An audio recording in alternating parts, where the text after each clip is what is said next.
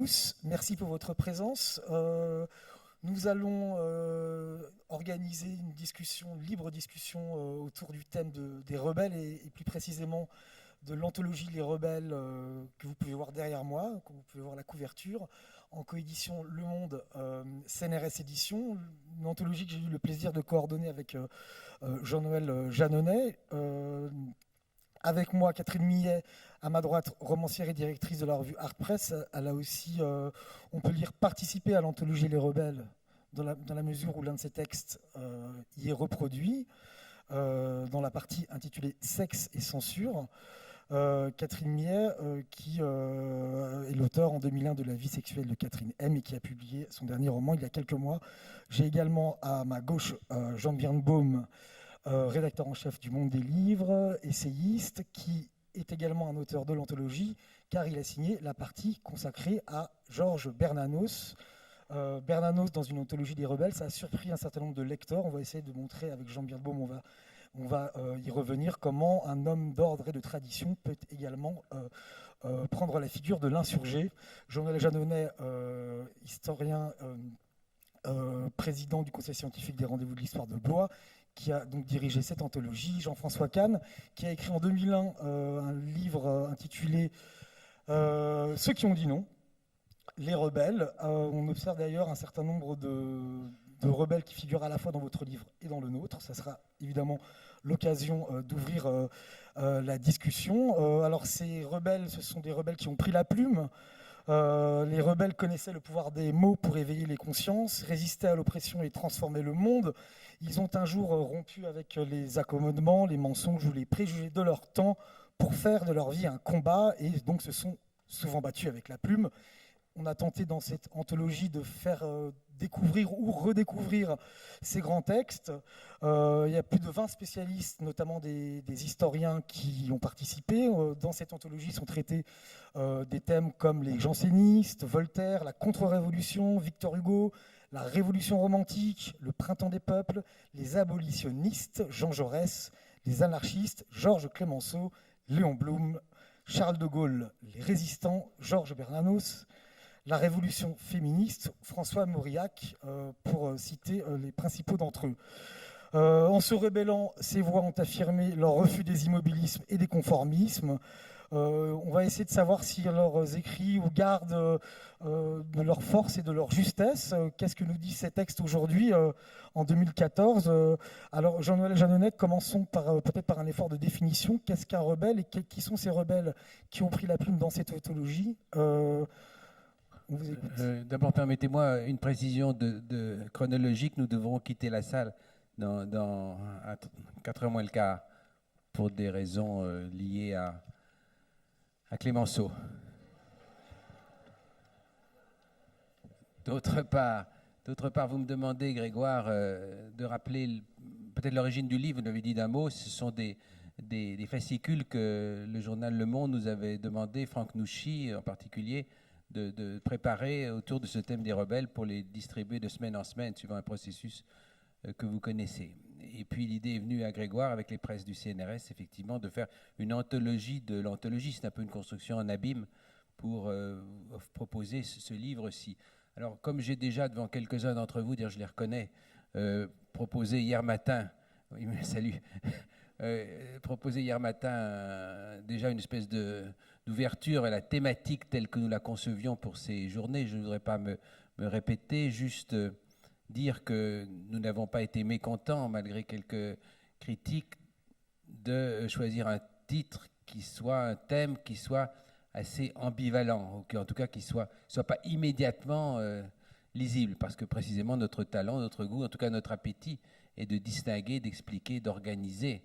Et la notion de rebelle, apparemment très simple, dès qu'on la rapproche par exemple d'autres termes comme révolutionnaire, résistant, insoumis, indigné, montre en soi que les frontières n'en sont pas toujours très claires.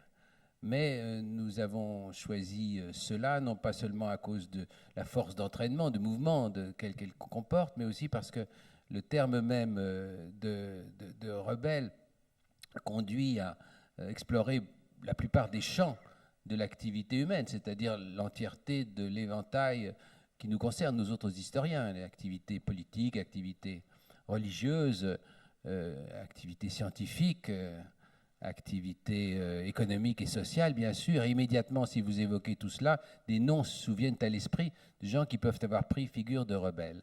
C'est une première idée de base qui a été la nôtre.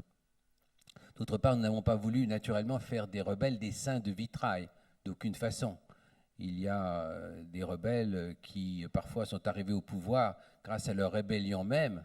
Je ne parle pas de ceux qui sont morts dans leur combat et qui sont plutôt du côté des martyrs, au sens de témoins, mais ceux qui sont arrivés au pouvoir, il est parfois advenu qu'ils se comportent d'une telle façon qu'ils fassent surgir contre eux de nouvelles rébellions. Et bien sûr, on pense en particulier, entre beaucoup d'autres, au cas de la Chine communiste ou au cas des démocraties populaires.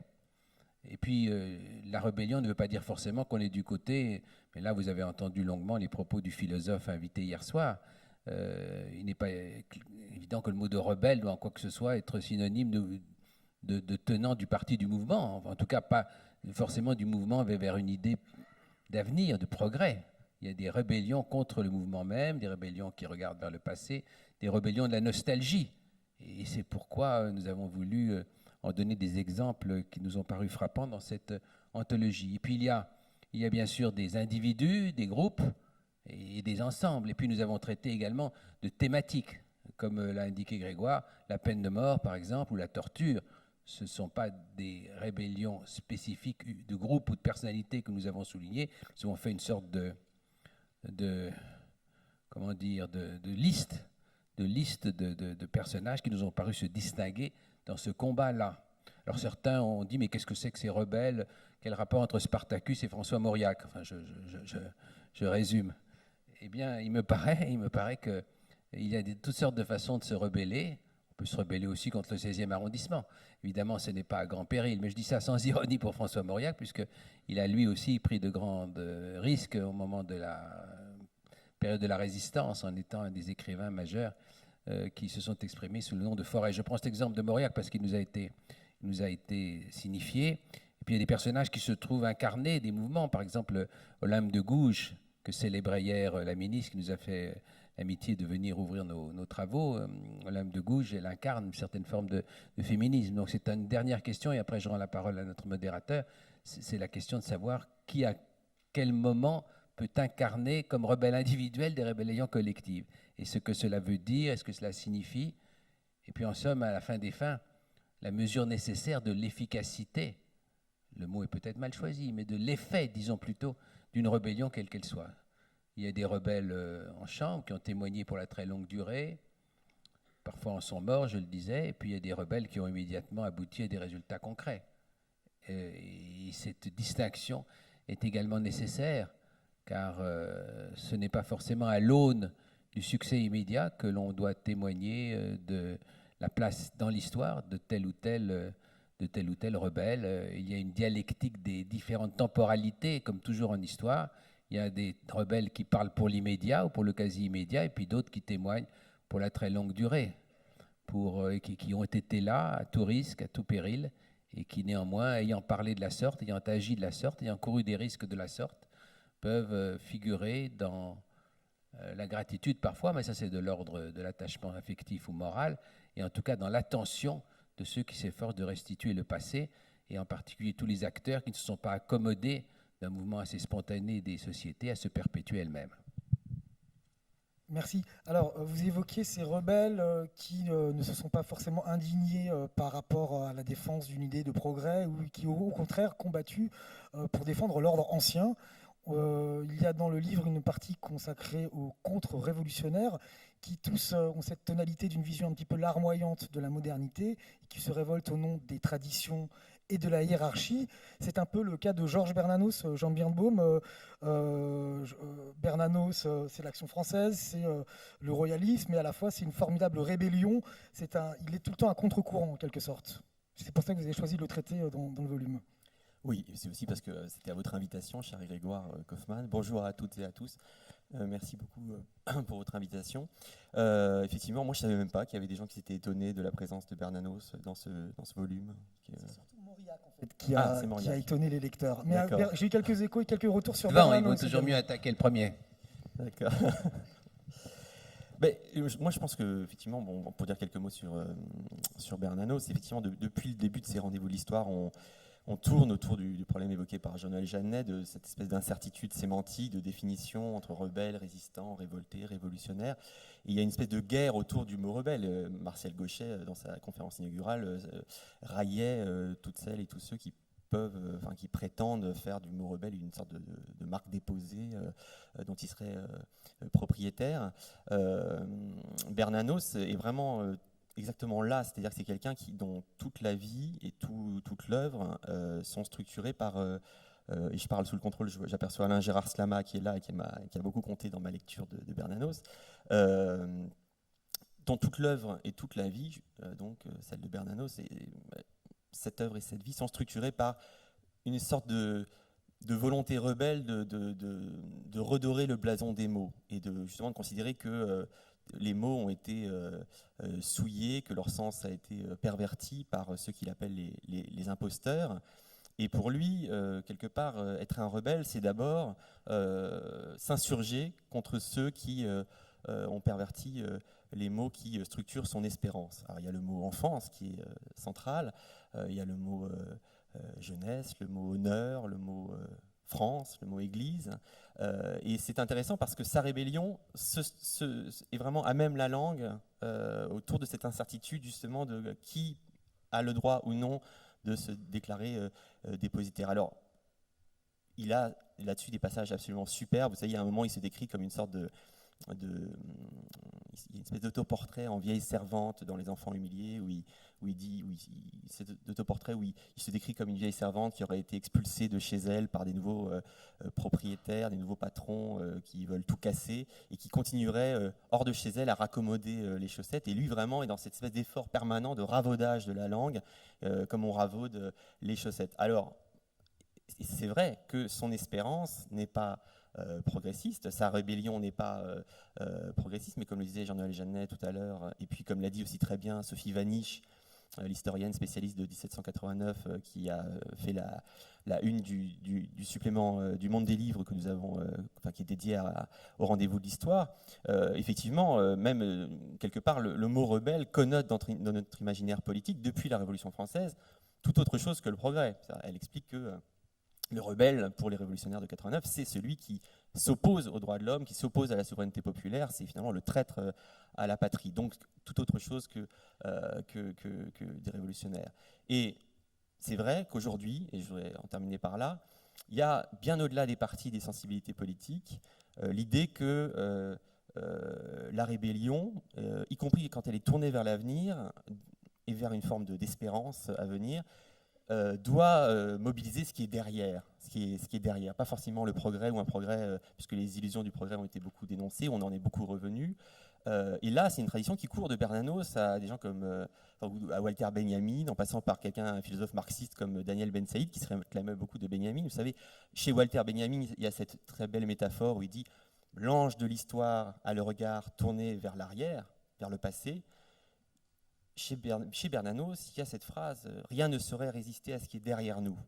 Et il y a cette idée qu'il n'y a pas de rébellion authentique ou digne de ce nom sans qu'il y ait en permanence ce va-et-vient entre l'avenir et le souvenir, entre l'histoire et l'espoir plutôt et la mémoire, et que donc toute rébellion digne de ce nom doit prendre en charge quelque part la tradition du passé, la tradition des opprimés, la tradition des vaincus, puisque Bernanos en permanence change de braquet ou change de révolte ou de rébellion au fur et à mesure que les imposteurs s'emparent de tel ou tel terme. Donc il se retourne contre les franquistes et contre l'Église qui est complice, il se retourne contre les maurassiens quand ils font du nationalisme un pur opportunisme, il se retourne contre les antisémites quand les nazis, selon l'expression célèbre qu'il a utilisée, déshonorent le mot antisémitisme. Et donc, et j'en terminerai par là, pardon, je suis un peu long, il y a ce va-et-vient en permanence qui fait qu'il est dans une tradition extrêmement moderne, dont on a besoin aujourd'hui, je pense, c'est-à-dire à un moment où on ne sait plus trop ce que c'est que le progrès, et ben, il permet de théoriser ou d'élaborer une rébellion qui serait à la fois à venir et en même temps en permanence dans le salut aux aînés et aux anciens. Et finalement, sa rébellion est extrêmement précieuse parce qu'elle est dans ce va-et-vient et surtout parce qu'elle est exactement à même la langue et à même ce vacillement et cette incertitude dans lequel on n'en finit plus de se débattre au cours de ces rendez-vous de l'histoire sur ce que peut être la rébellion, une rébellion authentique. Voilà. Catherine, lorsque je vous ai sollicité, je ne vais pas vous faire peur, lorsque je vous ai sollicité pour participer à cette table ronde, vous m'avez répondu très gentiment, bien volontiers, mais je ne me considère absolument pas comme une rebelle. Est-ce que selon vous, le rebelle, comme le dit Jean Birnbaum, c'est celui ou celle qui s'élève contre le dévoiement des mots, la perversion du langage ? Alors, oui, je vous ai répondu spontanément de cette façon parce que, en fait, j'adhérais à une image reflétée de moi. Et c'est que je ne pense pas qu'on me prenne pour une rebelle. Et que, notamment, je me suis souvenue à ce moment-là des attaques à mon encontre lorsque j'avais publié La vie sexuelle de Catherine M., où je me faisais attaquer en tant que bourgeoise, petite bourgeoise, etc. Donc, avec mon image de bourgeoise, en effet, je parlais de sexualité en tant que bourgeoise et pas en tant que, je ne sais pas, vedette de film porno. Bon. Donc, en fait, j'ai cette image et je dois dire que je ne cherche pas à la contredire parce que, voilà, je suis journaliste par ailleurs, je dirige un journal, je vis dans le monde de l'art, donc c'est un milieu par définition assez bourgeois, etc. Donc, mon image sociale n'est pas celle du rebelle. Alors, vous m'avez, tant pis, hein, je dévoile toute notre vie passée, vous m'avez posé la question ce matin à l'occasion d'un autre débat, et j'avais répondu aussi que pour ce qui était de l'effet d'effraction, comme ça, parce que dans la rébellion, c'est qu'on veut casser quelque chose, on veut casser un ordre, etc. Bon. Je m'étais rendu compte au moment même de la publication du livre qu'il y avait un effet d'effraction parce que, curieusement, ce n'était pas tellement le public qui a très bien accueilli ce livre auquel je m'étais heurtée, mais finalement à mes pairs, à d'autres intellectuels, à des journalistes. Je dois dire qu'à l'exception du Monde, toute la presse sérieuse avait ou ignoré le livre ou l'avait vraiment attaqué. Pourquoi je ne me sens pas non plus une rebelle, c'est que j'associe, et on en a parlé là aussi tout à l'heure, j'associe mot de rébellion à une action qui va prendre sa dimension dans un mouvement collectif. Bon. Or, moi, ma démarche, elle était tellement personnelle, tellement individuelle, cette décision de raconter par le menu tout ce que je crois être ma vérité sur ma sexualité, c'était vraiment, ça correspondait pas. Je me suis pas donné comme objectif de dire je vais, voilà, on est dans un moment un petit peu de régression par rapport à ces questions sexuelles, et moi, je vais porter le drapeau des anciens de 68 qui ont prôné la liberté sexuelle. J'avais pas du tout cette démarche. Je voulais strictement donner ma vérité. Finalement, en y réfléchissant, et c'est pour ça que nos conversations de ce matin ont porté leurs fruits, on a évoqué aussi, et ça je trouve que le cas de Bernanos c'est exemplaire pour ça. Je suis sûr que votre discussion de 22 heures sera vraiment passionnante. Oui, je ne serai plus là, ce sera sans moi. Vous pourrez dire tout ce que vous voulez, tout le mal que vous voulez de moi. En fait, je me suis rendu compte, voilà, Bernanos est aussi assez exemplaire de ça, c'est qu'il y a cette notion aussi de traître. Dans le rebelle, il y a celui qui a pu adhérer à une idée et puis qui, voyant l'évolution de cette idée, décide de s'en dissocier, de la dénoncer, etc. Et alors, quand même, je dois dire à ce moment-là que, disons, une des motivations qui étaient les miennes, c'est que restait dans ces années 90, puisque le livre est paru en 2001, restait dans ces années 90 le souvenir de cette libération sexuelle, entre guillemets, de 68 et autour de 68, une idéologie qui était une idéologie très hédoniste. Voilà. Et peut-être par rapport à ce mouvement qu'on sentait déjà comme ça, de retour à des effets de censure, etc., il y avait, disons, la volonté de contrer ces discours par une idéologie assez hédoniste de la sexualité. Et je dois dire qu'à ce moment-là, moi, par rapport à mon environnement, dont c'était, je crois, quand même en gros l'idéologie, j'ai eu envie de réagir par un écrit réaliste. Voilà. C'est-à-dire que je voulais livrer un écrit qui ne soit plus d'ordre idéologique, mais qui soit de l'ordre du témoignage et donc du réalisme. Voilà. Et c'est ça aussi peut-être qui a suscité de la part de certains des critiques, parce qu'ils auraient attendu, en achetant le livre, un écrit érotique, un écrit qui faisait l'éloge comme ça du plaisir, et c'était pas ça non plus. Donc voilà, ma première réponse. C'est intéressant quand vous nous parlez de cette notion de trahison. C'est les rebelles qui finalement finissent par trahir le langage. Dans le cas de Bernanos, par exemple, il s'oppose à ceux qui trahissent le langage, à ceux qui le malmènent souvent. Et ça nous ramène aussi à la question des rebelles qui ont pu trahir leurs propres idéaux une fois arrivés au pouvoir, par exemple. Là, je pense par exemple à des personnages qui même étaient rebelles avant d'arriver au pouvoir. Je pense par exemple à Fidel Castro, c'était les rebelles. Aujourd'hui encore à Cuba, il y a un journal qui s'appelle Juventud Rebelde, Jeunesse rebelle.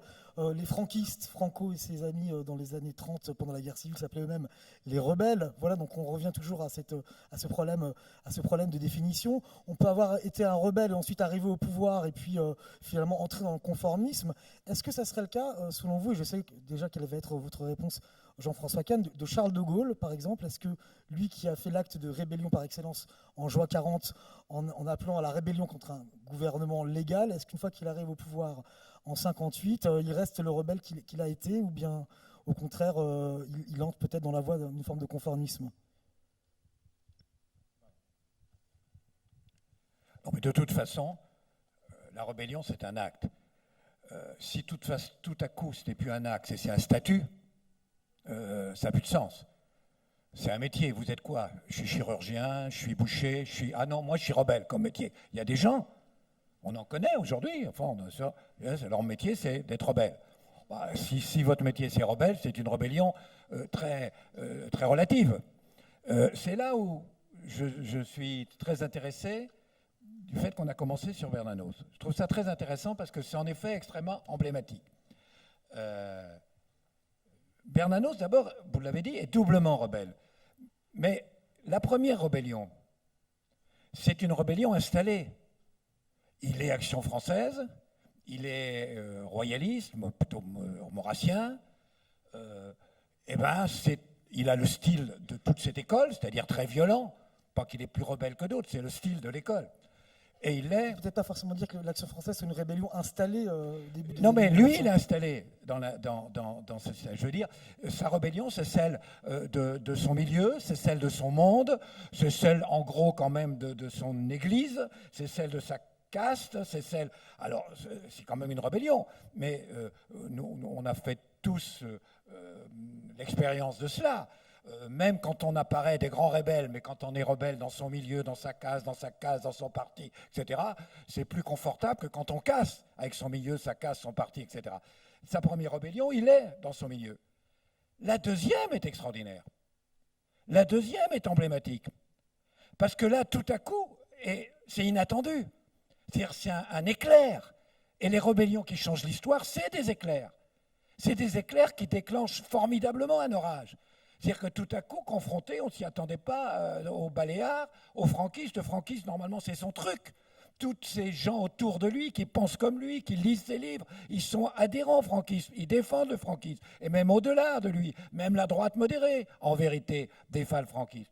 Et là, confronté à ce qu'est le franquisme au Baléares, tout à coup, il dit non. Et je fais une parenthèse, le non. Un rebelle, c'est quelqu'un qui dit non. Mais il dit non parce que ce non porte un oui. Ce qui est intéressant, c'est autant le oui qui est porté par le non que le non lui-même.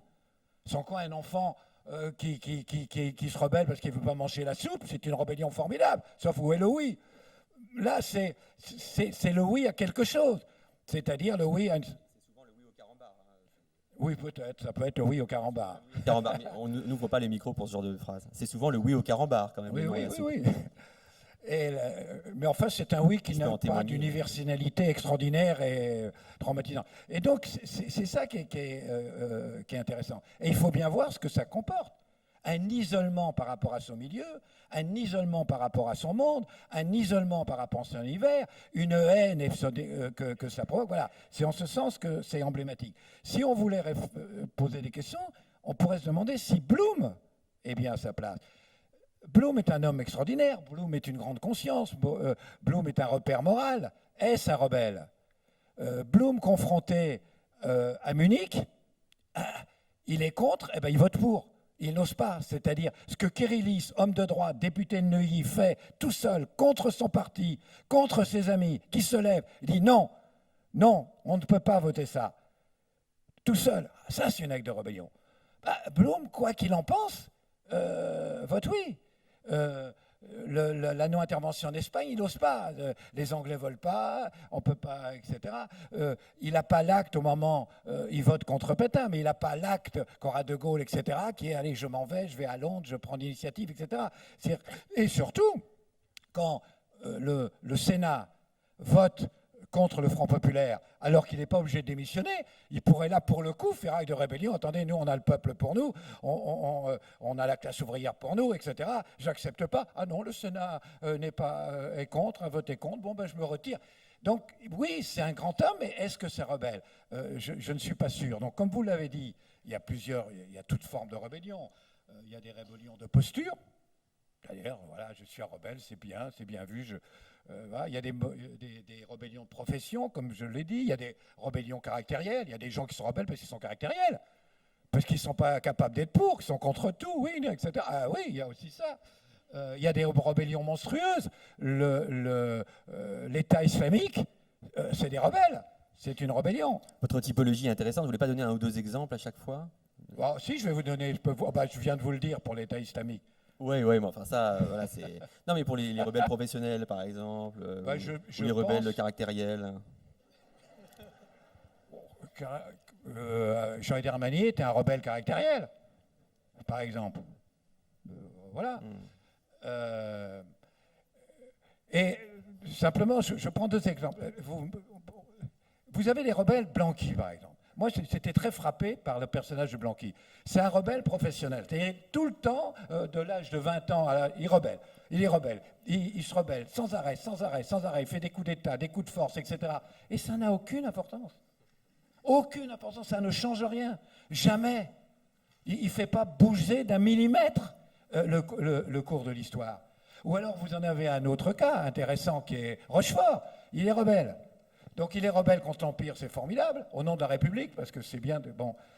Et puis tout à coup arrive la République, opportuniste. Donc là, il est rebelle au nom de la République de gauche.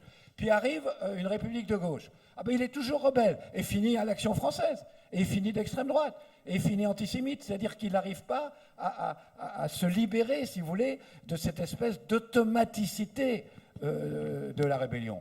En revanche, ce qui est intéressant, dans les trois cas emblématiques, mais on en pourrait prendre d'autres, c'est en effet Victor Hugo, par exemple.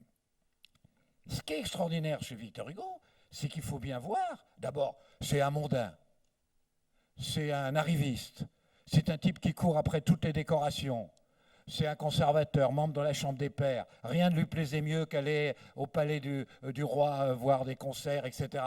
Il est de tous les dîners en ville. Bon. Déjà, tout à coup, iront avec son parti, il est élu conservateur, iront avec ses amis, iront avec le milieu intellectuel de son temps. Il va aller vivre, il faut voir ce que c'est, Guernesey en hiver. Hein. il va sur un rocher au milieu de l'océan en hiver. L'extraordinaire métamorphose, note en bas de page, Voilà. livre de Jean-François Et Kahn, c'est- consacré à cet événement, c'est rare. Et c'est vrai, c'est Oui, frappant ça. comme Vous avez- rapport. on Et a donc, besoin c'est- toujours d'un C'est type de extraordinaire temps bas ce de page. Roger Hiron avec tout ce qui était sa vie, ce qui était sa caste, ce qui était sa classe. De Gaulle, c'est la même chose. C'est-à-dire, Hiron avec sa caste militaire, il en est issu. Hiron avec son monde, avec son hiver, avec son monde idéologique. Zola, il cherche à aller à l'Académie française. C'est son obsession. C'est fini. Il est chroniqueur au Figaro. C'est fini. Il est viré du Figaro. Même les naturalistes font une pétition contre lui en disant on ne le reconnaît plus. Ils iront avec tout. Donc, ce qui est formidable dans ces rébellions, c'est non seulement emblématique, c'est un, elle porte un oui. Deux, elle porte un oui et ce oui est porteur de quelque chose dans l'histoire. Et d'autre part, en effet, non seulement ils se mettent en danger, mais ils font la rupture la plus difficile qui soit, c'est la rupture avec les siens, avec sa famille, avec sa caste, avec sa classe, avec son Mais parti, etc. Je crois que c'est ça est-ce que- qui fait voilà. Est-ce qu'on ne peut pas dire, pour résumer tout ce que vous venez de dire, qu'ils font rupture par rapport à eux-mêmes? Je veux dire que, en fait, ce mouvement de rébellion, pour les exemples qui ont été donnés, c'est-à-dire Bernanos et Victor Hugo, par exemple, pour retenir ces deux-là, en fait, c'est un travail sur soi, d'abord. En fait, moi, en ce qui concerne Bernanos, je trouve que c'est tout à fait ça. C'est un travail sur soi. C'est pas simplement, si vous rompez avec votre famille politique, avec votre famille tout court, avec vos amis, etc., c'est par rapport à vous-même déjà que vous vous remettez en cause. Donc je crois que le premier travail, et c'est pour ça que je trouve qu'il y a des choses, des pages magnifiques chez Bernanos, j'adore Bernanos, et j'ai peut-être plus lu Bernanos que le Marquis de Sade finalement. Mais en fait, ce que je trouve magnifique chez Bernanos, c'est cette idée que, parvenu à une certaine maturité, comme ça, on peut espérer vaguement retrouver quelque chose du dépouillement qui est celui de l'enfance. Et en fait, je crois que c'est ça aussi la démarche du rebelle, en tout cas telle que moi je la comprends et telle qu'elle vient de s'illustrer avec quelques exemples, c'est qu'il y a un processus de dépouillement de ce en quoi on croit, en fait, pour ce oui autre Moi, je crois que que vous annoncez. Vous avez raison. Enfin, c'est évident que c'est une lutte contre soi-même. Il faut commencer par rompre avec une partie, pas avec soi-même, on peut dire aussi qu'on se retrouve soi-même, mais on rompt avec une partie de soi-même. Pour Victor Hugo, on sait, puisqu'il a écrit un peu, ça dure 2-3 ans, donc on sait qu'il y a une lutte totale, on voit bien ce que ça lui arrache, on voit bien ce que ça déchire chez lui. Donc là, on voit bien que ça demande une lutte formidable. Pour Bernanos ou pour De Gaulle, on ne sait pas, ils ne l'ont pas écrit, mais je l'imagine. J'imagine qu'avant de faire ce saut formidable, chez Bernanos, j'imagine, en plus, il y a le côté chrétien qui devait accentuer cet aspect. J'imagine la lutte, j'imagine la douleur, j'imagine l'espèce de match entre lui et lui-même, et dont il triomphe, cette partie de lui-même qui triomphe de cette autre partie de lui-même. Ça, vous avez totalement raison. Je crois que la rébellion implique le non à une rupture, y compris avec une rupture avec une partie de soi. D'ailleurs, ça devient un débat autour de Bernanos, bon, ce qui est très bien pour lui, mais juste pour dire un tout petit mot, c'est vrai que je serais plus d'accord quelque part, si on veut introduire un peu de dissensus ou de débat, avec ce que vient de dire Jean-François Kahn, quand il dit c'est une lutte entre deux parties de lui-même, c'est-à-dire que, parce que vous, Catherine Millet, vous avez eu le mot maturité, qui renoue avec une forme d'enfance. Or, c'est vrai que, par exemple, si on prend la question la plus chaude, j'allais dire, ou la plus emblématique aussi, la question de l'antisémitisme. Pour Bernanos, rompre avec l'antisémitisme, c'était rompre avec son enfance. Il a appris à lire dans le journal de la Libre Parole d'Édouard Drummond, que Grégoire connaît très très bien. Il a travaillé sur lui, il a fait un très beau livre. Il est d'une tradition totalement antisémite et il porte physiquement jusqu'au bout en fait une tradition antisémite. Et ce qui est très fort et très intéressant chez lui, c'est que jusqu'au bout, il est en fait physiquement porteur de ça, et il a des expressions dans son écriture, et jusqu'au bout. Et en même temps, et c'est vraiment la guerre de soi à soi, effectivement, comme vous l'avez très bien dit, le rebelle, c'est celui qui tout d'un coup essaye de surmonter une partie de lui-même pour en valoriser une autre.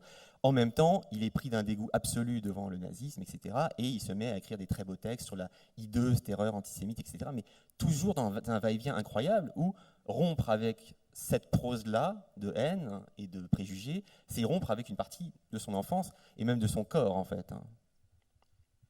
Oui, pour partir sur un autre sujet, en écoutant Jean-François Kahn, je me demandais si son schéma d'analyse, à quoi j'adhère tout à fait, quand on considère les destins individuels, comment il marcherait dans le domaine des rebelles de la religion, qui est un domaine très, très, très important, et je pense qu'il fonctionnerait.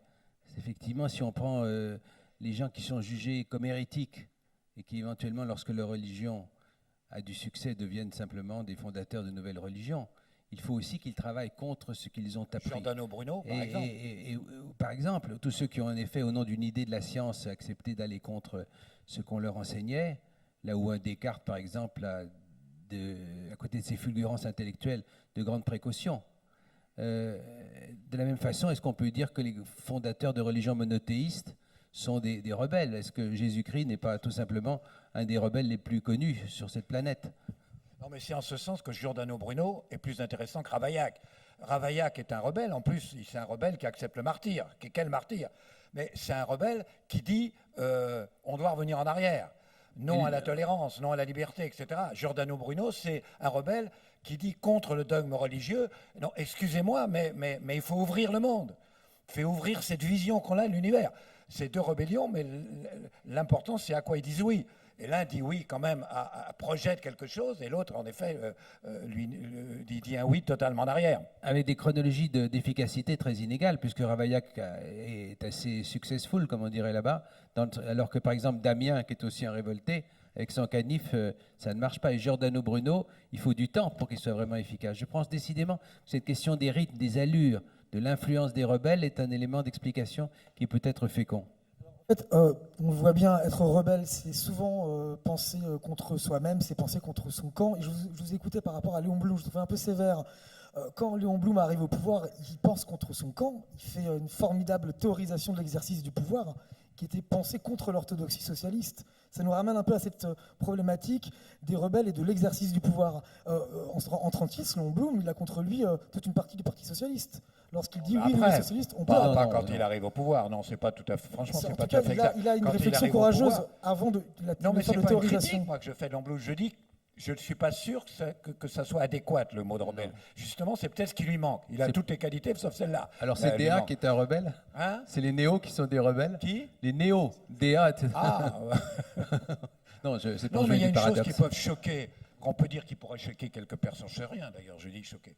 C'est que la conséquence de tout ce qu'on vient de dire, c'est que si on examine dans l'histoire les rébellions porteuses, celles qui changent le cours de l'histoire, on s'aperçoit que c'est presque toujours des modérés qui les portent. Pourquoi? Parce que qu'est-ce que c'est? Non, bah ça je vous donne. Qu'est-ce qu'un modéré? Je dis au vrai sens du terme un modéré. Je dis un modéré qui, parce qu'il est modéré, à un moment, et on ne s'y attend pas, surprise, franchement, tout à coup il dit je suis modéré. Mais parce que je suis modéré, je dis non à l'excès. Donc je suis contre, je ne supporte plus cet excès d'oppression. Je ne supporte plus cet excès d'inégalité. Je ne supporte plus cet excès d'injustice. Je ne supporte plus cet excès. Et à ce moment-là, les noms, c'est Mirabeau, c'est Lemaitre, c'est Barnave, c'est Thiers qui déclenche la révolution de 1830, c'est Lamartine qui déclenche la révolution de 48, c'est Gambetta qui déclenche la révolution de 70, c'est ce qui s'est passé en Indonésie, c'est ce qui est passé au Nicaragua. C'est pas toujours vrai. Mais quand celui qui est considéré comme modéré, parce qu'il est modéré, dit je ne peux pas supporter cet excès, c'est insupportable. Mais en même temps, sa voix est formidable. Elle prend un écho extraordinaire. Et du même coup, son appel est très fédérateur. C'est-à-dire sur sa gauche, sur sa droite. Il y a toute sa gauche qui dit, bon, il est peut-être modéré, mais moi, je me ressens dans ce qu'il dit. Donc, je le rallie. Il y a toute une fraction de la droite qui dit, mais finalement, c'est vrai ce qu'il dit. Et donc, ça crée une fédération absolument extraordinaire. Alors que le type qui s'inscrit comme radical, où c'est marqué « Je suis rebelle » sur son front, mais il est repéré, on le connaît, on l'a entendu 20 fois, on sait par cœur ce qu'il dit. Donc, même s'il se rebelle, il dit « Oui, mais il s'est déjà rebellé 20 fois, 15 fois, déjà on le connaît par cœur, etc. » L'impact dans l'histoire est extrêmement faible, finalement. C'est le cas de Blanqui. Et c'est pour ça, il y a en effet ce paradoxe qui est très souvent la rébellion du modéré est souvent la rébellion qui provoque un changement dans le cours de l'histoire. Ça pourrait s'appliquer à la torture, probablement, et à la peine de mort. Ce que vous dites, par exemple, quand il y a un grand catholique assez conventionnel comme Pierre-Henri Simon qui a le courage d'écrire contre la torture à la fin de la 4ème République, ça touche probablement plus quelques légitimes qui étaient les les combats des gens des extrêmes que ceux-ci. Et votre idée des gens centraux, c'est aussi la question de ceux qui prennent des risques entre les deux camps adverses. Alors, est-ce que ce sont des rebelles? Je ne sais pas. Est-ce qu'il faut mettre parmi les rebelles probablement Sadat, ou bien Begin, ou bien Henri III, ou bien Henri IV. Un exemple que tu connais très bien. Un exemple que tu connais très bien dans l'affaire Dreyfus, qui est bon, Picard. le rôle que joue Picard. Picard, J'ai vu venir. c'est extraordinaire. Picard, on ne s'attend pas à un militaire de carrière pour qui la discipline est sacrée, etc. Et tout à coup, sa conscience. Mais ce type est innocent, s'il est innocent, je ne peux pas couvrir ça, et contre sa hiérarchie, etc. Et en même temps, c'est une importance considérable. Ou le vice-président du Sénat, Scherer Kessner, qui est un modéré, etc. C'est extraordinaire l'impact de leur prise de position. Ça ne veut pas dire que des radicaux n'ont pas joué un rôle Mais fondamental. dans un second temps, c'est vrai qu'au début de l'affaire Dreyfus, ce sont beaucoup des modérés. Scherer Kessner, Picard, qui est encore pas un modéré, mais presque un catholique de tradition, un homme d'ordre. Il y a aussi Arthur Ranc, il y a Joseph Reynac. Ce sont au début, les Dreyfusards, plutôt une mouvance un peu modérée. Et c'est en effet dans un second temps que toute une partie de la mouvance socialiste et des radicaux vont se joindre au combat. Je dirais, chez les socialistes, il y a une cassure, excusez-moi, c'est les modérés au sein du Parti socialiste, hein, pas des modérés dans la vie politique, mais c'est la tendance Lehmann, Jaurès qui court, et la tendance marxiste pure et dure, Gued ou le gendre de Karl Marx, rien. Lafargue, rien. Alors ça ne marcherait pas tout à fait pour Bernanos, qui était tout sauf un modéré, qui était quelqu'un d'éruptif. Et alors ce qui est intéressant, c'est que justement on voit bien que dans la discussion, il y a quelque chose qui est en train de bouger ou de s'orienter vers quelque chose de psychologique, un certain état de l'âme, comme si c'était quelque chose qui se déclenchait chez quelqu'un à un certain moment. Et c'est vrai que là, Bernanos à nouveau est très utile parce que lui, il fait vraiment une sorte d'opposition comme ça, comme si c'était pas du tout une question de parti, une question d'idéologie, ni même une question sociale, évidemment, une question de génération, mais simplement un certain état de l'âme. Il parle toujours de la part la plus vénéneuse ou la part la plus boueuse de l'âme humaine, et il oppose systématiquement les rebelles ou les héros, etc., aux imposteurs et aux imbéciles. La colère des imbéciles remplit le monde, et ça, c'est quelque chose de très, très contemporain, parce que pour lui, l'imbécile n'est pas du tout l'idiot, c'est pas du tout quelqu'un qui est ignorant ou qui est idiot, etc. Pour lui, l'imbécile, c'est quelqu'un qui a le pouvoir, justement, qui est une immense puissance spirituelle. C'est plutôt quelqu'un dont l'âme rampe spontanément, qui est incapable de se jeter en avant, comme il dit, et qui est incapable de prendre le risque, et qui va toujours, en fait, faire la guerre à l'intelligence ou la guerre au courage. Voilà. Et bref, c'est ce qu'on appellerait aujourd'hui un bouffon. Enfin, dans certains cercles, on dirait un bouffon. Et alors, pour corser un peu les choses, quand Grégoire Kaufmann disait mais ces rebelles qui se retrouvent au pouvoir et qui sont plus rebelles. Mais aujourd'hui, c'est une banalité de le dire, les rebelles sont largement au pouvoir. Déjà en l'an 2000, Philippe Muret donc parlait des rebellocrates. Hein, des mutins de Panurge. Des mutins de Panurge. Et aujourd'hui, vous avez effectivement pas mal de gens qui se réclament en permanence de la rébellion et de préférence aux 20h de TF1 tous les soirs, ou chez Ruquier, ou chez Ardisson, etc., etc. Et en fait, le vrai acte de rébellion d'un historien, par exemple, aujourd'hui, c'est de se confronter à ces mutins de Panurge contemporains, des gens qui sont en permanence avec des millions d'auditeurs, qui vendent leurs livres à 300 000 exemplaires en parlant d'histoire ou en instrumentalisant l'histoire. Et par exemple, je lisais ce matin même que nos confrères de Rue 89, et je voudrais leur rendre hommage, sont allés chercher Robert Paxton, éminent historien américain de Vichy, pour répondre. Et il a bien du courage de s'y coller, mais il a répondu en quelques mots à ce que Éric Zemmour a dit à droite à gauche, et notamment, plutôt à droite d'ailleurs qu'à gauche, mais chez Ruquier à propos de Pétain et de l'occupation, etc., etc. Et aujourd'hui, et d'ailleurs nous, c'est ce qu'on avait dit l'année dernière dans le Monde des Livres, on avait lancé une sorte d'appel aux historiens qui s'appelait « Aux armes historiens », qui était une manière de dire « Votre rébellion à vous, ça devrait être de sortir des laboratoires, de sortir des laboratoires, d'ouvrir toutes grandes les portes des universités, et même si c'est très risqué, très dur, et on en a eu un exemple hier dans un débat ici même avec Nicolas Offenstadt, Marcel Gauchet et Elisabeth Lévy, de projeter vos acquis, les acquis de la recherche, votre travail, votre esprit critique, et d'essayer de faire en sorte que l'histoire, dans l'espace public, ne soit pas aux mains de rebellocrates qui la manipulent comme quelque chose d'incandescent, d'explosif, et au final de très très à la fois vénéneux et dangereux. Belle définition des rendez-vous de l'histoire de Blois.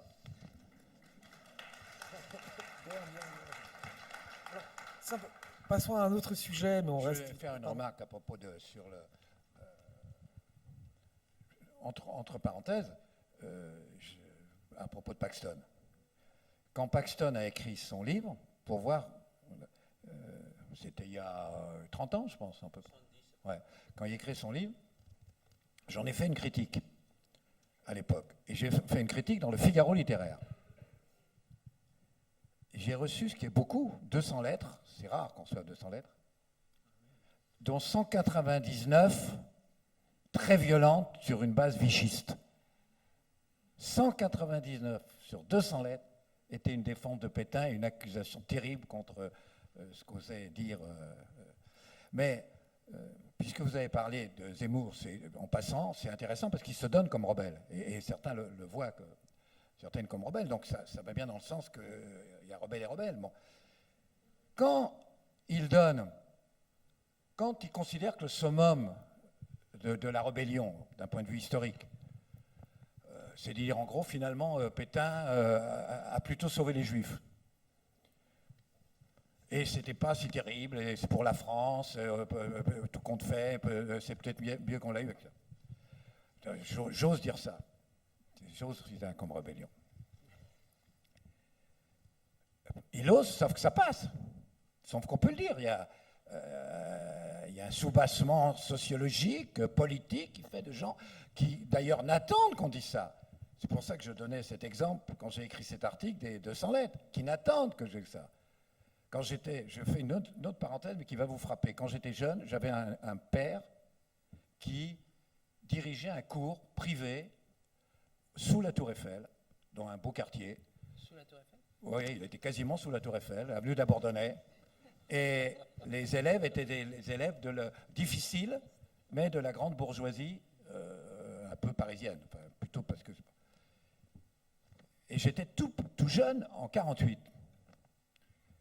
Eh bien, ces enfants qui répétaient ce que disaient leurs parents, inconscients, quand ils parlaient des résistants, on était en 1948, ils disaient toujours les bandits. Ils ne disaient pas les résistants, ils disaient les bandits. L'imprégnation vichiste d'une fraction de la population française et de la droite française est inimaginable, d'où le succès. Mais, entre parenthèses, quelqu'un qui aujourd'hui dirait parlons vraiment de la façon dont l'Église s'est comportée sous Vichy par rapport à l'occupation. Parlons vraiment de la façon dont l'état-major militaire, à 95%, s'est comporté sous Vichy et pendant l'occupation. Parlons vraiment de la façon dont, pour l'essentiel, le patronat s'est conduit sous l'occupation et sous Vichy, au point que le général de Gaulle disait « c'est formidable, j'ai des aventuriers, des juifs, des boiteux ». Pourquoi les boiteux? J'en sais rien, c'est lui qui disait les boiteux. Mais où sont les patrons? Eh bien, aujourd'hui, c'est ça qu'on ne pouvait pas écrire. C'est ça que vous ne pouvez pas dire. C'est ça qui ne passe plus. C'est pas le fait de dire que tout difficilement. Tout le monde l'écrit dans les bouquins, dans les livres, etc. On peut vous souhaiter. Non, mais dans les journaux, dans les commentaires radio, etc.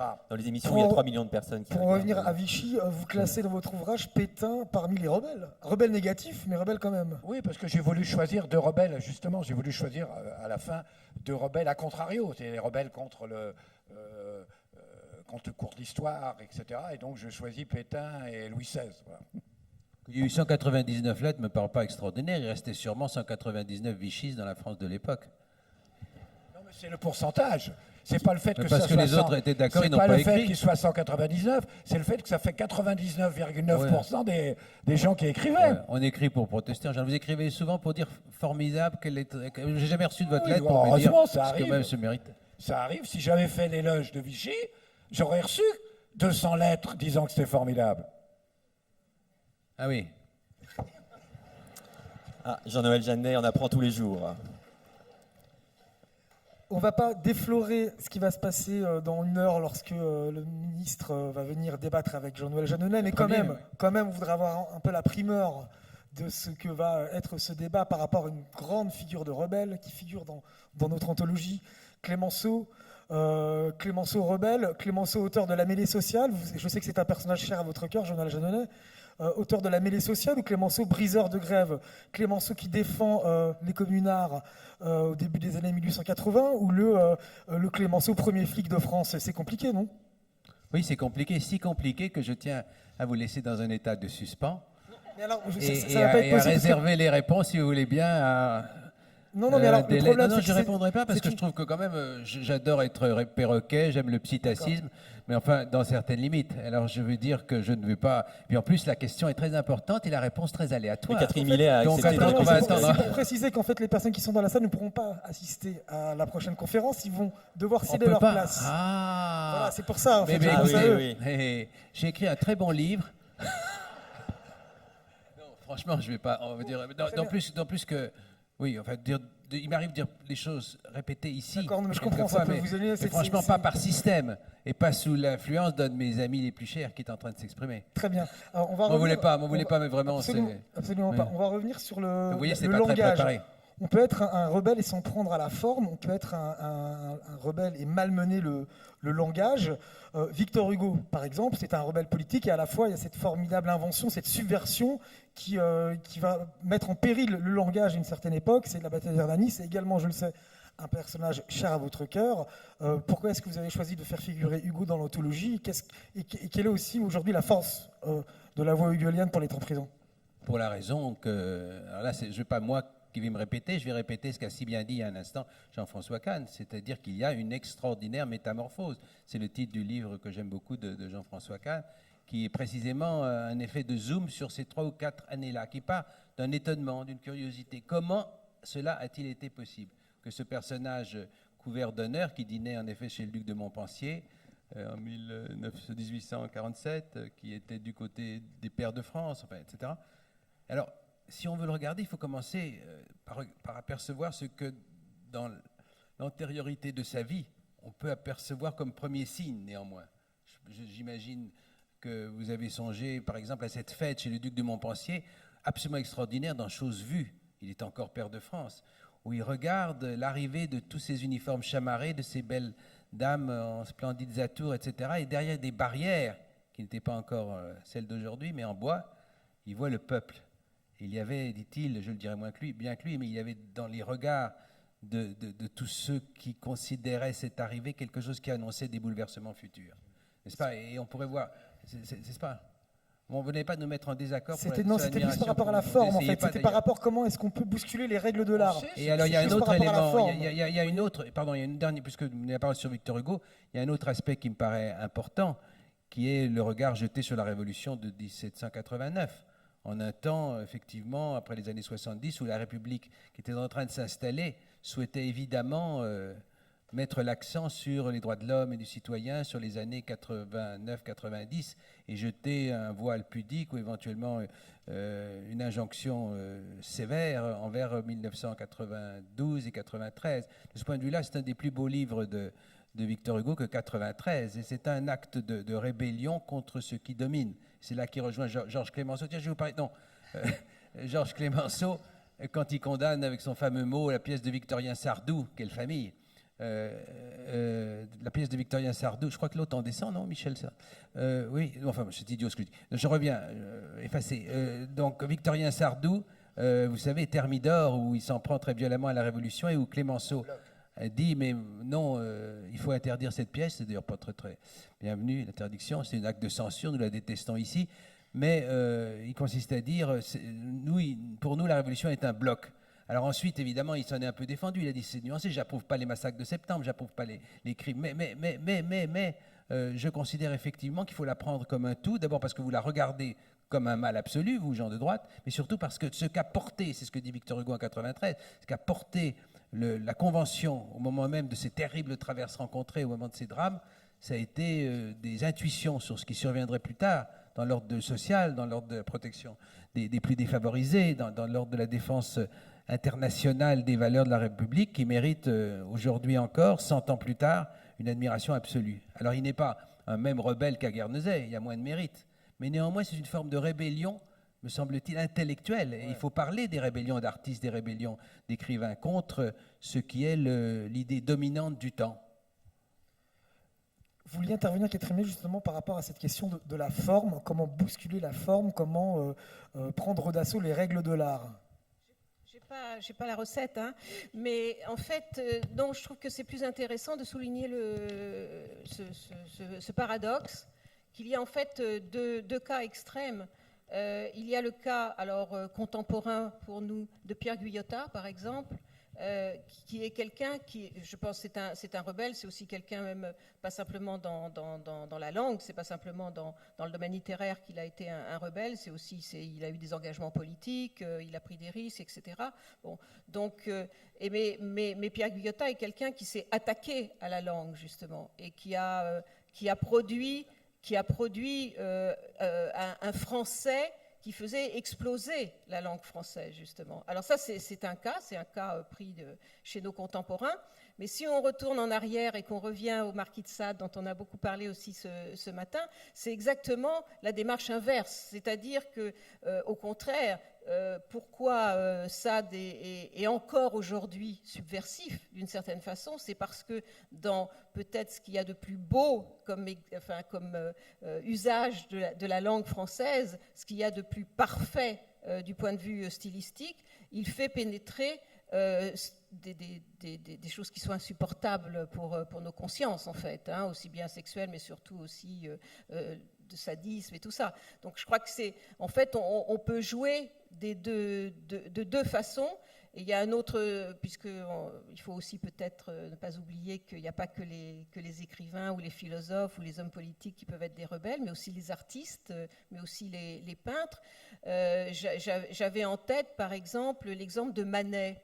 En fait, Manet, pour tous les gens de sa génération, c'était le bourgeois, c'est celui qui finalement, dans la forme, est le moins révolutionnaire, c'est pas un impressionniste, bon. Et en fait, c'est dans cette forme relativement classique, inspirée par les grands Espagnols, qu'il a représenté une image, c'est-à-dire une femme nue au milieu d'hommes habillés, qui était l'image vraiment scandaleuse, et peut-être beaucoup plus scandaleuse, en effet, que les paysages de ses confrères impressionnistes. Donc voilà, c'est un peu compliqué, cette question de la forme. On n'est pas toujours... On peut être... Bon, je ne sais pas si... Le mot, enfin, je sais pas, c'est pas le mot rebelle qui me vient là dans la bouche, c'est le mot révolutionnaire. On peut être un révolutionnaire en art sans être forcément un révolutionnaire de la forme. Je pense dans le passage chez les écrivains intellectuels ou chez les hommes politiques, il y a un aspect du déclic, la rébellion dont on parle, celle qui n'est pas convenue, dans laquelle on n'est pas installé, qui éclate comme un coup de tonnerre. Il y a souvent la sortie d'une naïveté, une sorte de déclic qui tout à coup fait merde.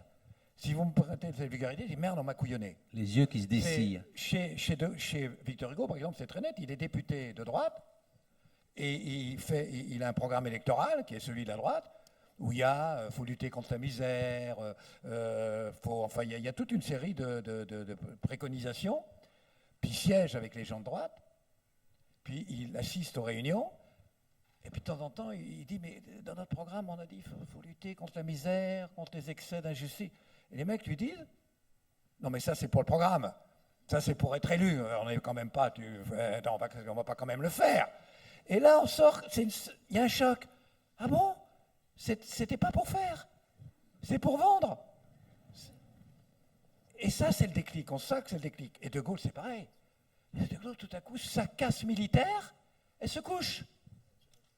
C'est terrible. Il croyait que la casse militaire, par définition, c'est l'honneur de la France, c'est la patrie incarnée. Elle se couche. Et je crois qu'il y a souvent ça. Et chez Bernanos, c'est évidemment qu'il y a ça. Comment? C'est des chrétiens. C'est des chrétiens. Ceux qui font ça, les tortures, des crimes, c'est des chrétiens. Chez Mauriac aussi. Chez Mauriac aussi. Et donc, tac, et alors là, ça devient fulgurant. Voilà. À propos de l'art, pardon, Grégoire, de l'art et de la littérature, il y a un aspect important dans ce domaine précis, c'est la manière dont les sociétés sont capables, au bout d'un certain temps, d'avaler la rébellitude, si je puis dire, si on peut employer le mot qui a été utilisé avec un peu d'ironie hier, de les faire entrer finalement dans la sagesse des institutions. J'avoue que quand j'étais responsable de la Bibliothèque nationale de France, qui n'est pas une institution en quoi que ce soit conservatrice, qui est pleine de mouvements, mais qui, enfin, par nature, est amenée à assurer le long terme. Nous avons fait rentrer les papiers de Pierre Guyotat. J'ai vu que mon successeur, Bruno Racine, avait dépensé beaucoup d'argent avec l'aide de mécénat pour faire entrer ceux de Guy Debord. Très, très, très, très, très cher, les papiers de Guy Debord. Alors, c'est un processus qui est également assez intéressant, un peu marginal par rapport à nos préoccupations d'aujourd'hui, mais dont la réflexion pourrait peut-être conduire un peu loin. je voudrais quand même rester sur la question de la forme. Il y a dans l'anthologie des rebelles une partie intitulée Contre l'argent fou, où on va de Proudhon à Georges Bataille, en passant par Pierre Louis et NTM. Le rap bouscule la forme, c'est une manière aussi de s'en prendre au langage. Et Jean Birnbaum, vous avez un peu réfléchi sur cette question-là. Est-ce qu'aujourd'hui, la rébellion peut être rappée? Est-ce qu'elle est souvent rappée ou pas? Et notamment, je voudrais vous faire rebondir sur Booba. Je sais que c'est l'une de vos grandes admirations.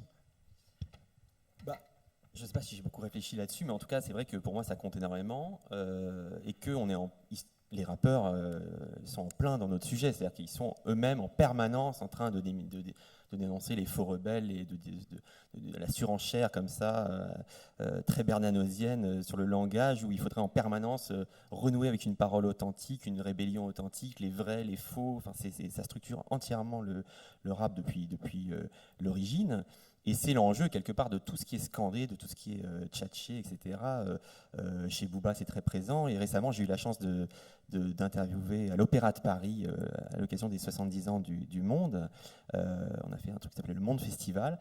Et j'ai eu la chance d'interroger le Père Guyotat du rap français, ou le Patrick Modiano du rap français, qui s'appelle Akhenaton, qui est donc le chanteur du groupe IAM, et qui a un attachement aux mots et à leur sens, à leurs valeurs, etc., incroyablement proche de Bernanos ou de tous ceux qui sont dans cette tradition où on veut sans cesse escorter les mots, en prendre soin, les recueillir contre ceux qui en trahissent le sens.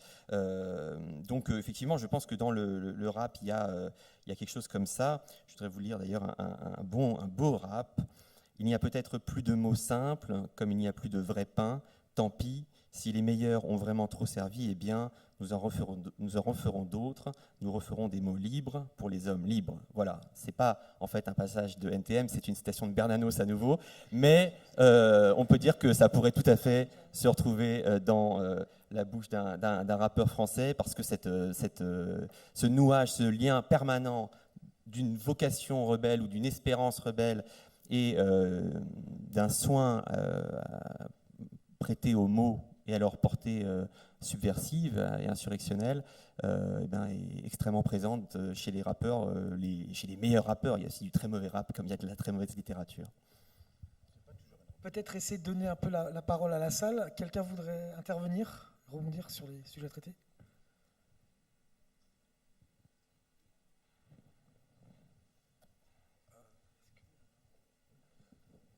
On va vous apporter un micro.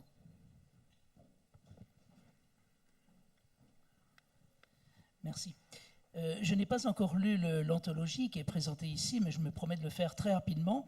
Très bien. Quand je regarde la une, je constate qu'il y a un certain nombre d'écrivains, même une majorité d'écrivains, Voltaire, Hugo, Mauriac, et George Sand, et même les deux hommes politiques du bas, Jaurès et De Gaulle, sont aussi des écrivains. Alors je me demandais si dans cette anthologie, il y avait évidemment d'autres écrivains. Vous avez cité Bernanos, je pense qu'il y a Jean Genet peut-être.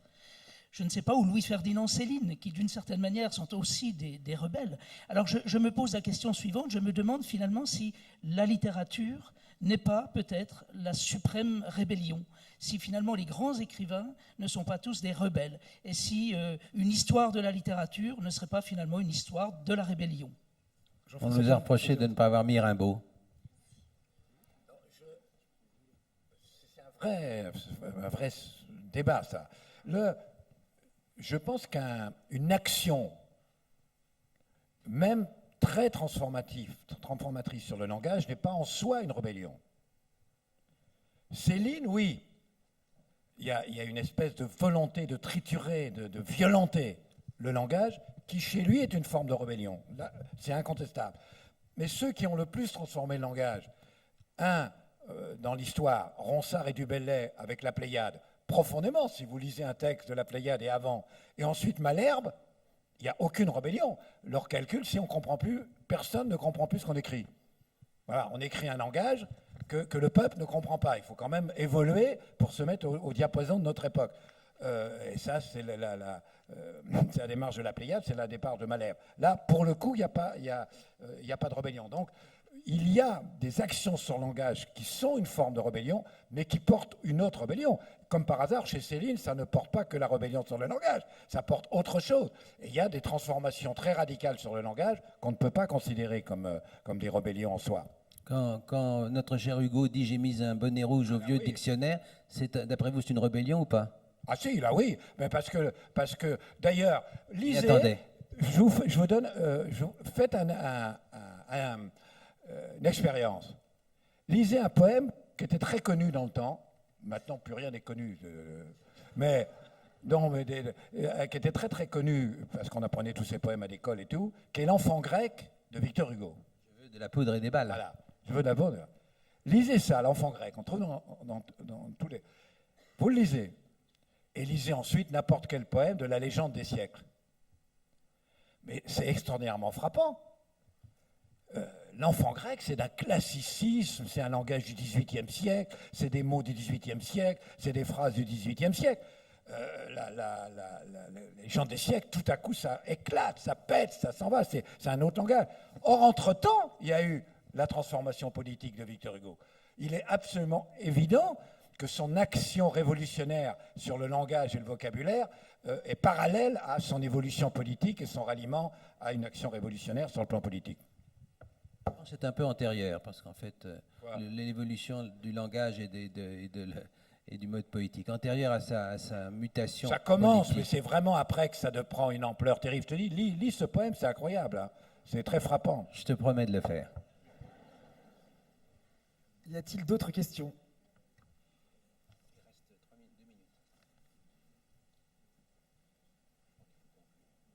De toute façon, nous n'avons plus que 2 minutes. Merci beaucoup pour votre présence.